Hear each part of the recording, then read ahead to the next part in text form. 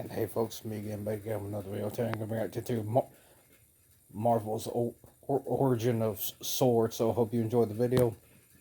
Like, subscribe, follow me on TikTok and Discord, and in the chit chat. Let's begin. Let me fix that for y'all.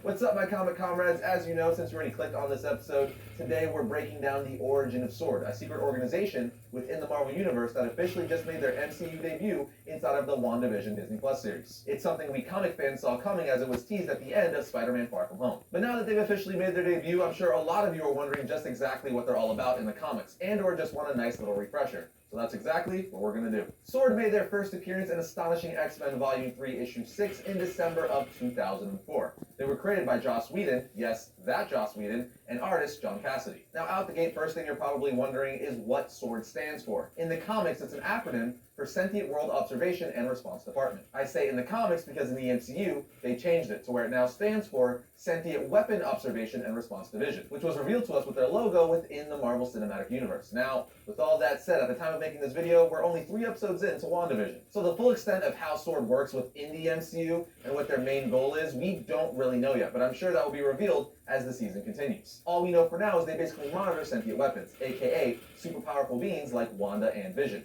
We can also assume they're an offshoot of S.H.I.E.L.D. if that tease with Nick Fury in space with the Skrulls at the end of Spider-Man Far From Home is any indication. But again, this is all just assumptions and theories at this point. Either way, like we always do, we're here to focus on the comic versions of things, because without that, all these movies, cartoons, and video games wouldn't even exist. So like I said a minute ago, in the comic books, SWORD stands for Sentient World Observation and Response Department. They're a sister organization to S.H.I.E.L.D. that specializes in extraterrestrial threats. That being the case, it's kind of ambiguous as to whether SWORD is a subdivision of S.H.I.E.L.D. or a sister agency. Either way, it's an offshoot of S.H.I.E.L.D., but when Nick Fury left S.H.I.E.L.D. as its director, relationships between both organizations became a little bit strained, to say the least. As for who the director of SWORD is, their Nick Fury, that role belongs to Commander Abigail Brand. But unlike just being a normal dude like Nick Fury, Abigail Brand is half mutant and half alien, which makes her an extremely interesting character, especially since she's the director of SWORD. Now, I know saying she's a mutant and alien has piqued a lot of your interest. So you're probably like, what are her powers then? Her main power is tactile pyrokinesis. Layman's terms, she has the ability to turn her hands into flames, which are hot enough to burn through most metals via tactile contact. And because of her alien physiology, she is extremely durable. She's even survived a laser cannon blast to the torso. She can speak several languages like Alien and Kree, and lastly, of course, she's extremely well versed in armed and unarmed combat. So that's who leads S.H.I.E.L.D., but what about their base of operations? Where do they work out of? If the Avengers have Avengers Mansion and Tower, Fantastic Four the Baxter Building, and S.H.I.E.L.D. have their helicarrier and S.H.I.E.L.D. Central HQ, SWORD definitely has to have a base of operations. And to that I say, of course they do. And since they deal with extraterrestrial threats, aka threats from space, their headquarters resides in space, and it's called the Peak. It's most likely the ship Nick Fury was seen on during the end credit scene in Spider-Man Far From Home. In the comics, there's been several peaks throughout SWORD's history, but one thing always stays the same. The Peak is a secret orbital station that is the main base for SWORD. That's right, this thing orbits around the Earth 24/7, much like the Watchtower for the Justice League. As one would assume, the Peak is at the peak of technology. Come on, man, that was like so easy. I just had to. I had to.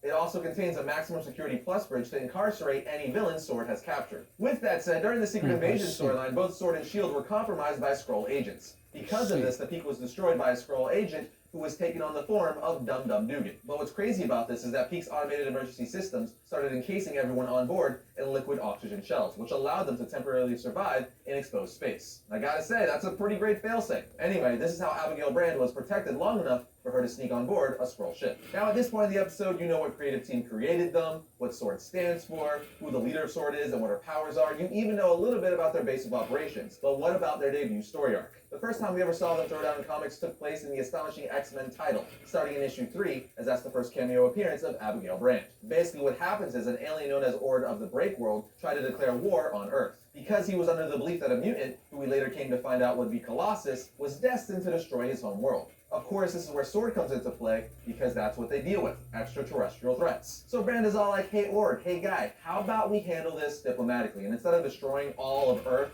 how about you figure out a cure for the mutant gene while we work to figure out who said mutant is? And then when we find him and you figure out a cure, we can use it on him. But of course, things don't go that way, as Ord was defeated by the X-Men and then apprehended by SWORD. One thing you're going to notice is that SWORD walks the line of protagonist and antagonist, as they pretty much are just out to save Earth and they don't care by what means. At least they've been shown to teeter that line several times. Anyway, now that you got a summary of their first story arc, let's wrap things up by talking about the core members of SWORD. Their most important member is their director, Abigail Brand, but I've already went into detail about her, so let's move on to her right-hand man, Sidrin. He's an alien from the planet Drenx. He's also a telepath with the ability to sense things remotely. But that's not the only ability Sidron has. He also has heightened animalistic abilities, such as smell. Next up, we have Lockheed. That's right, Kitty Pryde's pet dragon. In fact, it was later revealed that Lockheed was actually a spy for SWORD while living in the X-Mansion. And the fact that Lockheed is a polyglot, who is a master of countless alien languages, makes him one of the most valuable members of SWORD. Moving along again, we have Beast. That's right, the blue-furred mutant from the X-Men. It's no secret that most of the X-Men are not too fond of Brand, especially after the stunt she pulled with Ord trying to develop a cure for the mutant gene. But if there's one thing we know about Beast, he's all about science and scientific discoveries. Because of this, he's fascinated by the work SWORD does. So he often works with them. So much so, he's even begun to form a romantic relationship with Brand. Next up, we have Henry Peter Geyrick. He's an ambitious politician who has been a thorn in the side of the superhuman community for as long as I can remember. Because of this, he's become the enemy of countless superheroes. Eventually, this government agent slash politician joined SWORD as its co-commander. That way, the government can keep their eyes on Brand, because to say they don't trust her is an understatement. And lastly, we have Jessica Drew Spider-Woman. During the Secret Invasion, when all Skrulls were impostoring heroes, one imposter Jessica Drew, which ruined her reputation with the world.